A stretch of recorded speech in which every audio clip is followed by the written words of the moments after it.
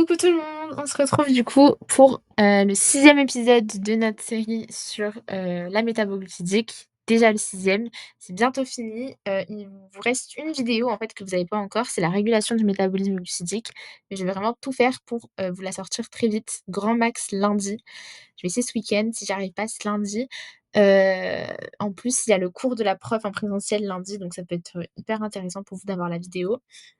Donc voilà, d'ailleurs, j'en profite pour vous dire, qu'on nous a mis à disposition la vague de questions.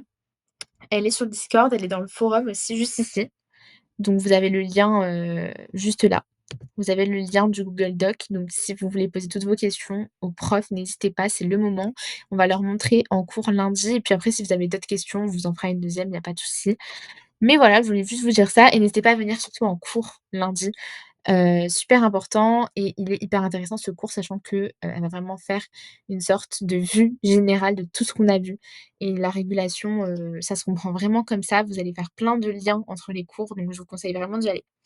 Donc voilà, allez, j'arrête de parler et on y va. Du coup, la glycogénolyse. Donc la glycogénolyse, qu'est-ce que c'est? Donc comme je vous ai dit hier, ou tout à l'heure, je sais plus, c'est quand du coup que vous aurez la vidéo par rapport à celle-là. Mais bon, au niveau de la glycogénogénèse, je vous avais dit que tout était dans le nom. Donc en fait, vous prenez glycogénolyse, on a la lyse, OK, on va casser quoi? Le glycogène. Donc, c'est ça, c'est une voie de dégradation du glycogène. Le glycogène, on nous dit que c'est un polymère de glucose. Polymère de glucose, pourquoi? C'est en fait, il faut le voir comme un collier de perles. Donc un polymère de glucose, il est constitué de plusieurs molécules de glucose, OK? Et chaque molécule de glucose, c'est une perle. Donc le glycogène, c'est la molécule de stockage des glucides, ça c'est important. Donc on l'a vu, sur la vidéo du coup de la glycogénogénèse. Vraiment glycogène, molécule de stockage des glucides, heu et donc du coup, justement, dans la glycogénolyse, qu'est-ce qu'on va vouloir faire? On va vouloir casser ce glycogène, donc glycogénolyse, dégradation de glycogène, glycogénogénèse, production de glycogène. Super important. Donc lors d'un apport alimentaire, en fait, qu'est-ce qui va se passer quand on va manger? On va consommer des glucides, jusqu'à là ça va et en fait, ces glucides, ils vont être dégradés pour libérer des monosaccharides. Monosaccharides, si vous voulez, c'est une unité, en fait, de notre polymère, d'accord? Donc par exemple, si on prend le glucose qui est une unité du polymère, c'est-à-dire que plusieurs molécules de glucose assemblées forment du coup une molécule de glycogène. Donc là, par exemple, si je fais ça, hop, glycogène. Hem donc voilà, on nous dit que ça entraîne la libération de monosaccharides, donc quand on mange, des glucides, notamment le glucose qui va partir du coup dans la circulation sanguine. Ça, c'est super important. Le glucose, en fait, il va pouvoir être capté par les cellules, OK, sauf que du coup, il va pas pouvoir rentrer dans les cellules tout seul comme ça, tranquille. Non, il faut des transporteurs et donc du coup, le glucose va, emprunter des transporteurs particuliers, vu que du coup, il va, emprunter les fameux transporteurs qu'on avait déjà vus dans le cours interconversion des oses, qui font partie de la famille, des glutes. OK? Super important ça, faut savoir. Donc, une fois dans la cellule, le glucose est immédiatement phosphorylé en G6P et ça, c'est une réaction que vous connaissez, par cœur maintenant, je pense, parce qu'on l'a vraiment vu partout. On l'a vu dans la glycolyse, dans la glycogénogénèse, là, on la voit ici, on l'a vu dans la BPP. Alors pourquoi on l'a vu dans autant de cours, cette réaction? Pourquoi c'est un peu la star de la métabo-glucidique? Tout simplement parce que en fait, le G6P, comme je vous l'ai vraiment dit et redit, et ça, c'est une notion qui est super importante, le G6P, c'est un carrefour métabolique. En fait, le G6P, faut le voir, un carrefour, comme un carrefour en fait, comme un rond-point, OK? Il est au centre du rond-point. Il va pouvoir intégrer plusieurs voies, OK? Plusieurs routes. Donc s'il a envie, d'aller produire du glycogène, il peut via la GGG. S'il a envie d'aller vers la VPP, il peut aussi. Bref, libre à lui de choisir ce qu'il veut faire en fonction, bien sûr, des besoins de l'organisme. OK? Donc, la phosphorylation du glucose, pourquoi en fait on phosphoryle le glucose en G6P et pourquoi en fait à quoi ça nous sert? Tout simplement, le fait de phosphoryler notre molécule de glucose va bloquer en fait, va la bloquer cette molécule dans la cellule. Donc, le G6P ne pourra plus sortir de la cellule et donc du coup, il va être enfermé dans la cellule et c'est là qu'il va pouvoir intégrer plusieurs voies différentes. OK, donc ça, j'espère que cette notion, c'est bon pour vous. Si vous avez encore des questions sur ça, n'hésitez vraiment pas, c'est le moment. Donc ici, dans le cours qu'on va voir aujourd'hui, on va dégrader cette molécule de glycogène pour libérer du glucose. Allez, c'est parti. Donc du coup, on va regarder. Alors la glycogénolyse permet de passer d'une molécule, on nous dit de glycogène, à N molécules de glucose. C'est logique, c'est ce qu'on a dit, glycogène composé de plusieurs molécules de glucose, donc si on casse le glycogène, on obtient des molécules de glucose. À une molécule de glycogène avec N-1 molécules de glucose en libérant du glucose, c'est ça. Donc on casse, on libère du glucose et pourquoi le glycogène avec N-1? Tout simplement parce que vous prenez votre glycogène qui a N résidus de glucose, imaginons il y en a 33, j'ai n'importe quoi. On casse, on enlève, notre glycogène a maintenant N-1 résidus de glucose, donc maintenant il en a 32 et son 33e, glucose est, parti, il est libéré du coup, OK? Et ça, c'est ce qu'on veut vu qu'on veut du glucose. La glycogénolyse, elle est, utilisée dans des situations où on a besoin de glucose. On veut faire monter notre glycémie, OK? Comme la néoglucogénèse. D'ailleurs, j'en profite pour vous dire que différence entre néoglucogénèse et glycogénolyse, en fait, ça va vraiment être la manière dont on va apporter notre glucose. Sinon, l'objectif, c'est le même. Dans les 2 cas, on veut faire monter notre glycémie, on a besoin de glucose. Juste la glycogénolyse, on va le faire à partir de précurseurs glucidiques puisqu'on va être on va le faire à partir du glycogène qu'on va casser pour avoir du glucose. Alors qu'au niveau de la néoglucogénèse, on va le faire à partir, hem, de précurseurs non glucidiques, notamment du coup le pyruvate. Donc voilà, j'espère que ça va pour vous tout ça. Je vous ai fait une petite aparté. Mais voilà, donc il faut savoir que la glycogénolyse, elle se fait dans le foie, dans les muscles, ça c'est juste la base, vraiment. Regardez la miniature et vous comprendrez. Mais c'est vraiment la base et de toute façon, c'est logique parce qu'on a bien vu dans la glycogénogénèse que le stockage en fait du glycogène se faisait dans le foie et dans le muscle. Donc si le stockage de glycogène se fait dans le foie et dans le muscle, forcément quand on va vouloir le casser, on va faire ça aussi dans le foie et dans le muscle. C'est logique, OK?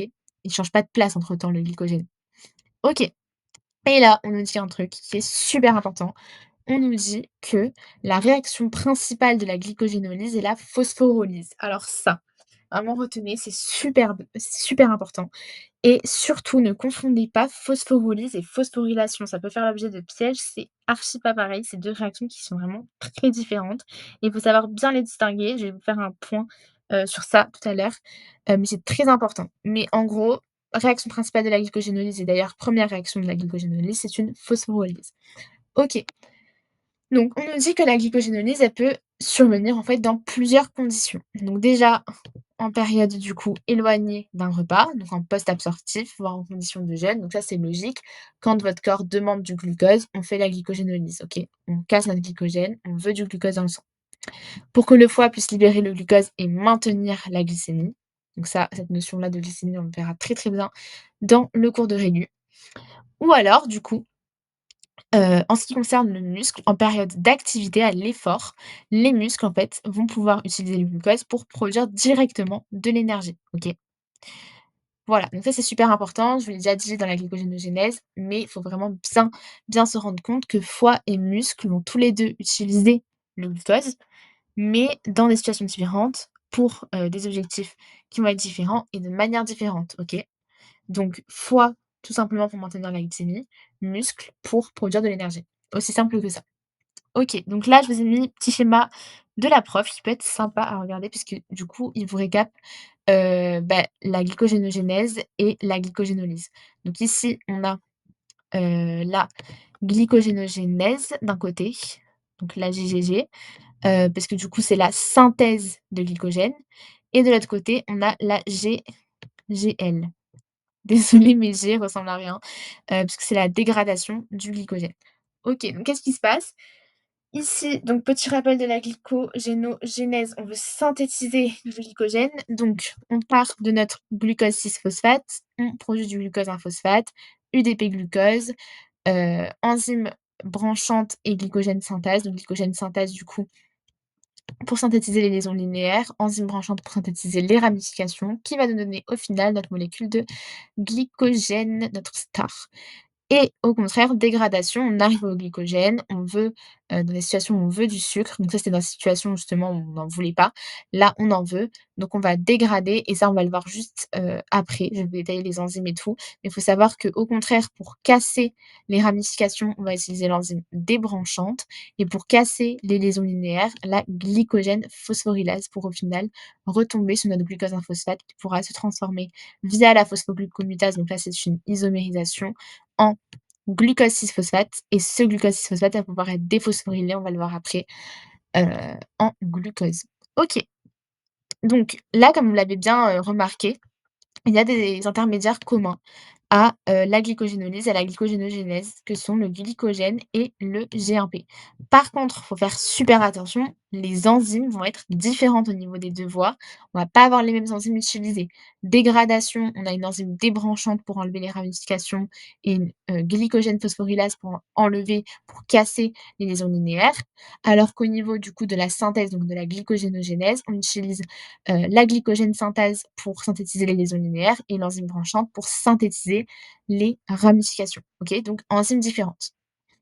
Donc voilà, j'espère que ça va pour vous. À la moindre question, encore une fois et comme toujours, n'hésitez pas, forum. Donc là, on va passer au vif du sujet. Donc on va détailler les étapes, ça va aller vite, vous allez voir. C'est pas très compliqué, mais il faut bien suivre.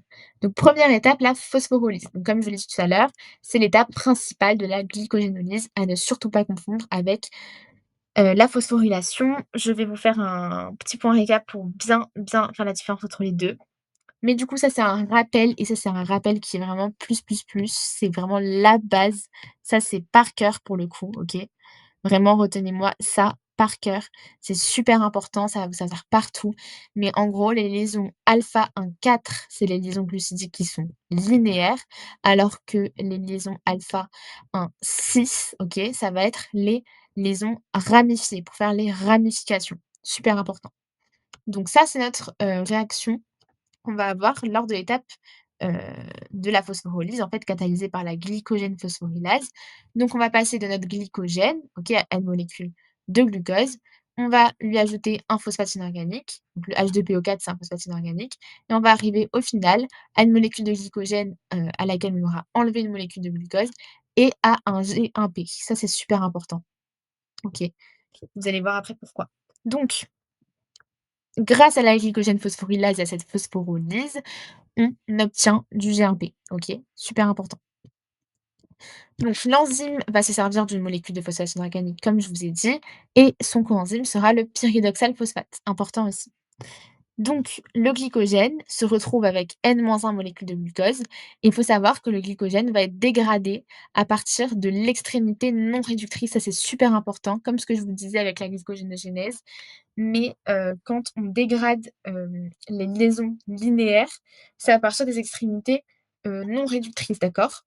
Donc on se rappelle, hier, je vous avais dit glycogénogénèse, donc heu, on se rappelle la glycogénine se fixait au niveau de l'extrémité réductrice, alors que la glycogène synthase au niveau des extrémités non réductrices. Là, la glycogène phosphorylase, OK, c'est un peu l'équivalent de la glycogène synthase, mais qui va faire l'inverse, puisque la glycogène phosphorylase, là, elle va dégrader, alors que, la glycogène synthase, elle synthétisait et ces 2 là, elles vont se fixer au niveau de l'extrémité non réductrice, OK? Super important.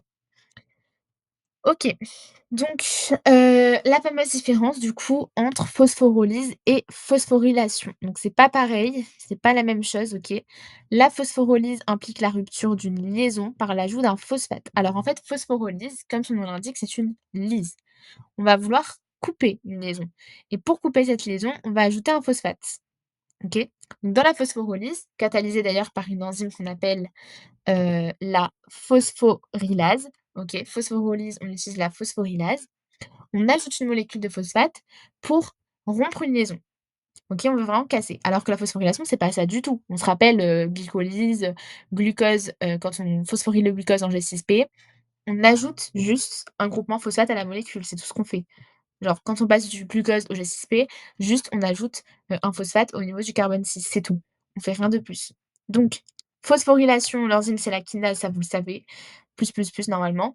Mais phosphorylation du coup, on ajoute un groupement phosphate grâce à la kinase phosphorylyse, on, ajoute un phosphate aussi par la phosphorylase, mais pour rompre une liaison, OK? Ça va casser et ici, ce qu'on a, nous, première réaction de la glycogénolyse, c'est bien une phosphorylyse, hein, pas une phosphorylation, attention. OK, deuxième étape, donc maintenant qu'on se retrouve avec notre GMP. Donc ça va être la déramification du glycogène. OK, c'est bien beau, on a, une autre réaction de de phosphorylyse. Maintenant, faut déramifier parce qu'on se souvient, le glycogène, en plus, du coup, de ces liaisons, toutes linéaires, elle c'est une molécule qui a des ramifications. Donc là, si on veut détruire le glycogène, il faut aussi détruire les ramifications. Donc là, on va déramifier. Bref, on va, faire la déramification, OK? Donc, la glycogène phosphorylase, faut faire attention, elle est capable de couper les liaisons alpha 1 4, mais attention, les liaisons alpha 1 6, donc les ramifications, elle ne peut pas les couper.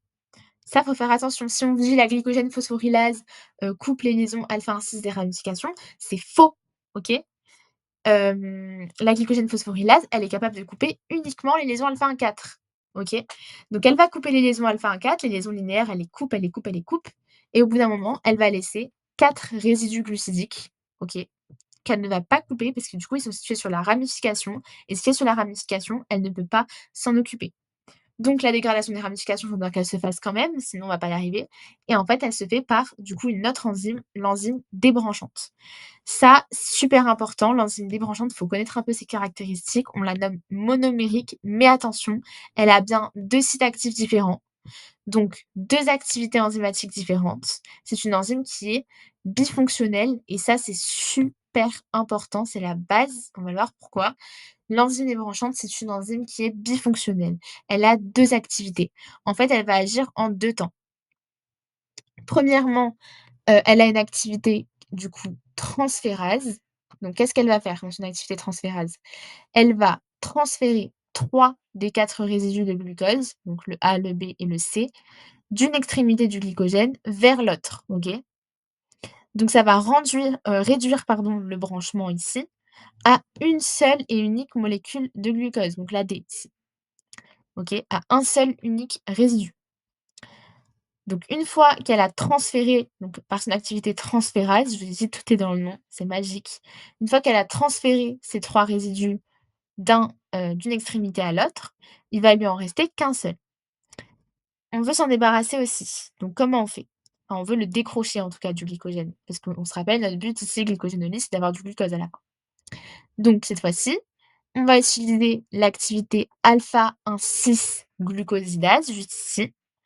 Et on va tout simplement éliminer le dernier résidu de glucose par hydrolyse, OK, de la liaison alpha 1 6, donc de la, ramification et du coup, ça nous laisse une molécule de glucose toute seule, libérée, comme ce qu'on voulait de base.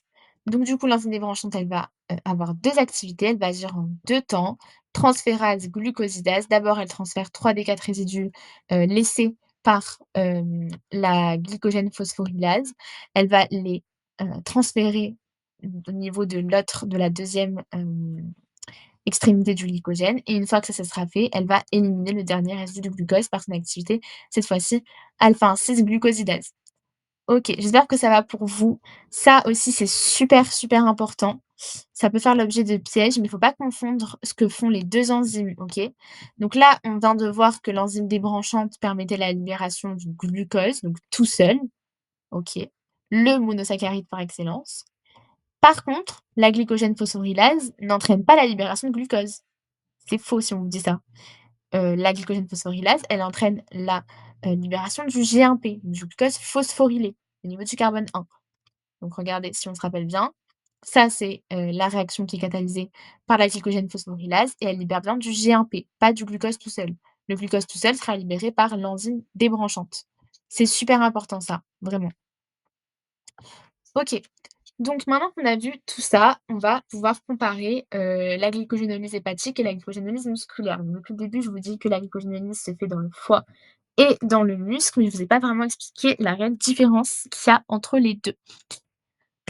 Donc on se rappelle et ça je vous l'ai dit plusieurs fois, mais je vous le redis parce que c'est très important, c'est la base en métabolique, mais en fait, foie et muscle, OK? vont faire la glycogénolyse, la glycogénogénèse, tous les 2, parce que du coup, c'est eux, en fait, qui contiennent les stocks de glycogène, mais donc c'est eux qui contiennent les stocks de glycogène, mais ils ont des objectifs différents. Donc au niveau du foie, en fait, on va faire la glycogénolyse pour maintenir la glycémie, d'accord? Donc par exemple, en situation de jeûne, hop, on va vouloir du glucose, plus de glucose dans le sang, ça va faire monter la glycémie, on est content. Par contre, le muscle, lui, en fait, il va vouloir faire la glycogénolyse, donc il va vouloir, en fait, utiliser le glucose pour apporter de l'énergie, pour faire un travail, d'accord? Donc foie, c'est pour, tout simplement maintenir la glycémie. Muscle, ça va être pour produire de l'énergie, OK? Là, je vous ai mis des petites valeurs à titre indicatif que la prof vous donne.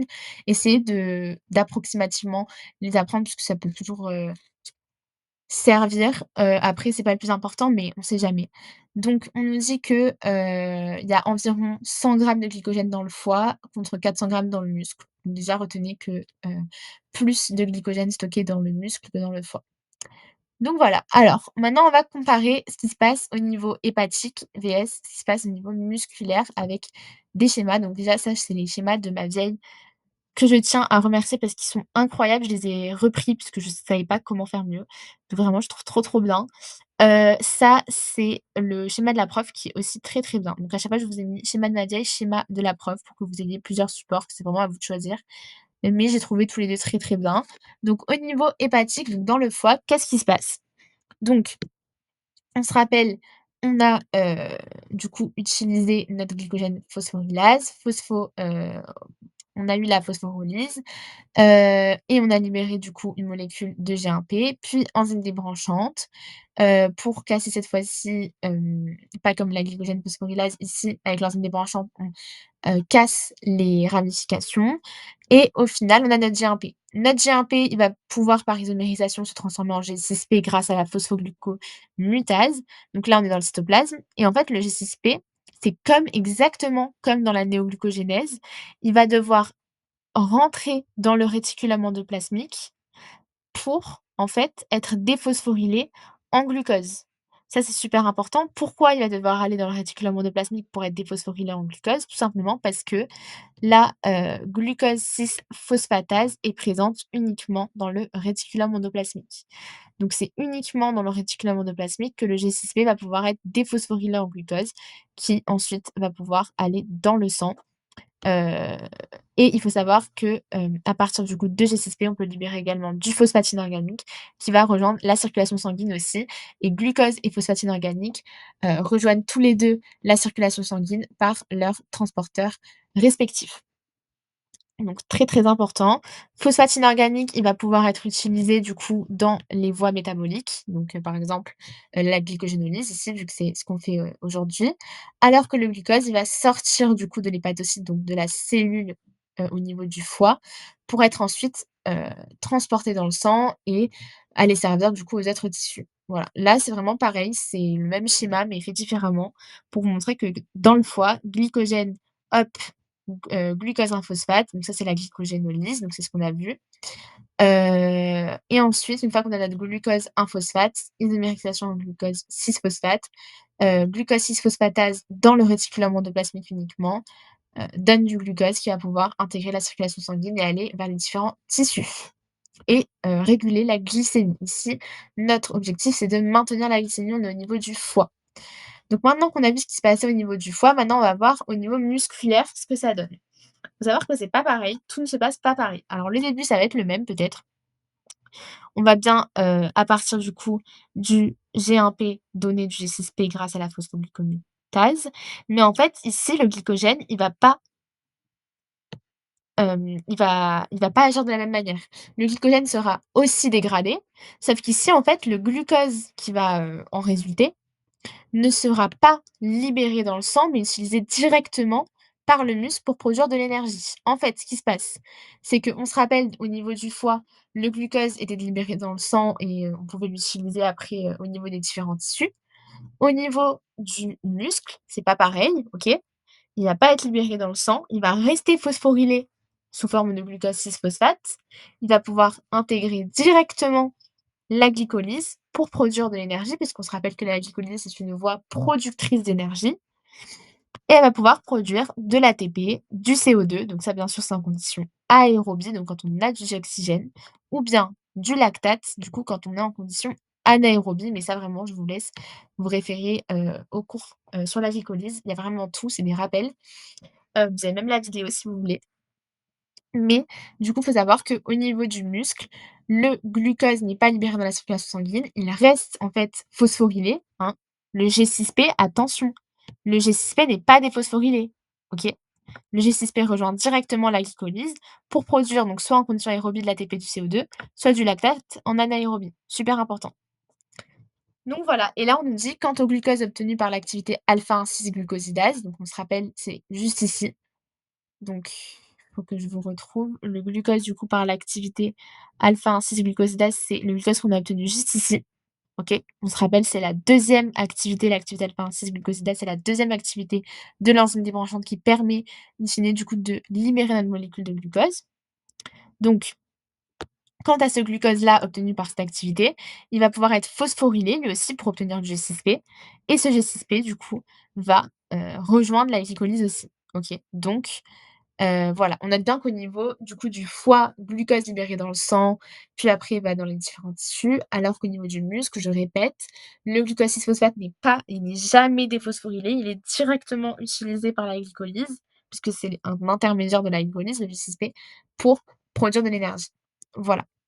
Donc ici, vous avez le schéma qui vous montre bien que le G6P intègre directement la glycolyse, en aérobie CO2 ATP, en anaérobie lactate, et là vous avez le même schéma qui vous montre bien que dans le muscle, du coup, hop, glycogène, glucose 1-phosphate, donc ça, c'est notre glycogénolyse, isomérisation en G6P. G6P ne quitte pas le muscle pour aller dans la circulation sanguine comme au niveau du foie. Non, il intègre directement la glycolyse et par l'intermédiaire de la glycolyse, va pouvoir produire de l'ATP, du CO2 en condition aérobie ou du lactate en anaérobie pour produire l'énergie et pour faire en sorte que le muscle puisse faire son travail tranquillement.